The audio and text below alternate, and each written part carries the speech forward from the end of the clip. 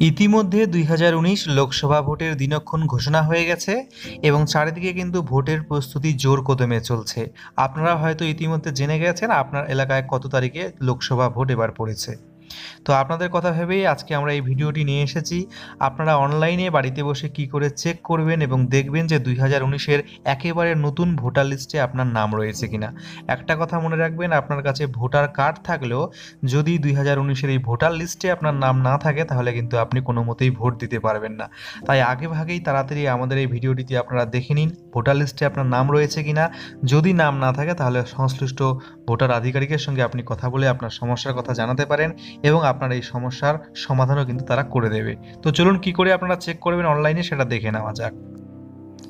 দেখুন, প্রথমে আপনারা যদি মোবাইল থেকে খোলেন তাহলে যে কোনো একটা ব্রাউজারে চলে যাবেন। আপনারা ক্রোম ব্রাউজারে চলে যাবেন, সেখানে উপরে আপনি সার্চ বারে টাইপ করবেন electoralsearch.in। উপরে আপনারা দেখতে পাচ্ছেন, লিঙ্ক কিন্তু আমি ডেসক্রিপশন বক্সে দিয়ে দেবো।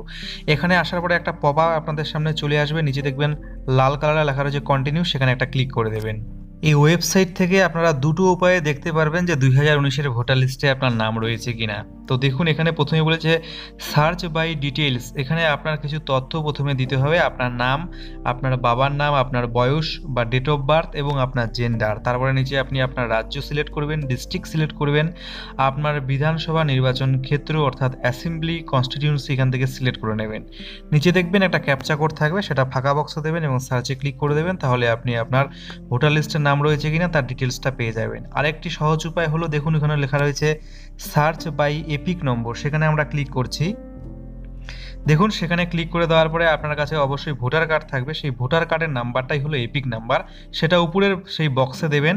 নিচে আপনার স্টেট সিলেক্ট করবেন এবং এখানে সবার নিচে দেখুন একটা ক্যাপচা কোড রয়েছে, সেই ক্যাপচা কোডটি আপনাকে সবার নিচের ফাঁকা বক্সে দিতে হবে। ক্যাপচা কোড যদি আপনি বুঝতে না পারেন, পাশে থাকা রিফ্রেশ বাটনে আপনি একটা ক্লিক করে দেবেন, তাহলে কিন্তু ক্যাপচা কোড আপনার পাল্টে যাবে। সেই ক্যাপচা কোড নিচে দিয়ে আপনি এখানে বাঁদিকে সার্চে ক্লিক করে দেবেন, তাহলে কিন্তু ভোটার লিস্টে আপনার নাম রয়েছে কিনা তার যাবতীয় ডিটেলস কিন্তু আপনি পেয়ে যাবেন।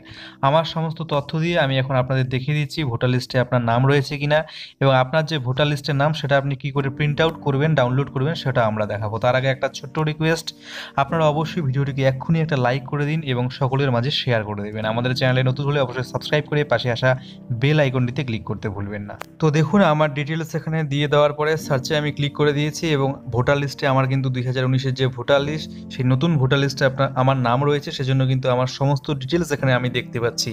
আমার কোথায় আমি ভোট দিতে যেতে হবে, polling station, assembly constituency, parliamentary constituency, আমার বয়স, বাবার নাম, এপিক নাম্বার সমস্ত কিন্তু এখানে দেখতে পাচ্ছি। এবার যদি এই ভোটার লিস্টে আপনার যে নাম রয়েছে এই তথ্যগুলোকে আপনি প্রিন্ট আউট করতে চান বা ডাউনলোড করতে চান, তাহলে বাঁদিকে দেখুন লেখা রয়েছে ভিউ ডিটেলস, সেখানে আপনারা ক্লিক করে দেবেন। তার সাথে সাথে এই ধরনের পেজ চলে আসবে, সমস্ত ডিটেলস আপনি কিন্তু এখানে ছকের মাধ্যমে ভালো মতো দেখতে পারবেন। এবং দেখুন, নিচের দিকে গেলে কিন্তু আপনি দেখতে পারবেন এটা কিন্তু একেবারে রিসেন্ট নতুন ভোটার লিস্ট, লাস্ট আপডেট করা হয়েছে ফেব্রুয়ারি মাসের ১১ তারিখে ২০১৯। তো যদি আপনি এটাকে প্রিন্ট আউট করতে চান, প্রিন্ট ভোটার ইনফরমেশনে আপনি ক্লিক করে দেবেন।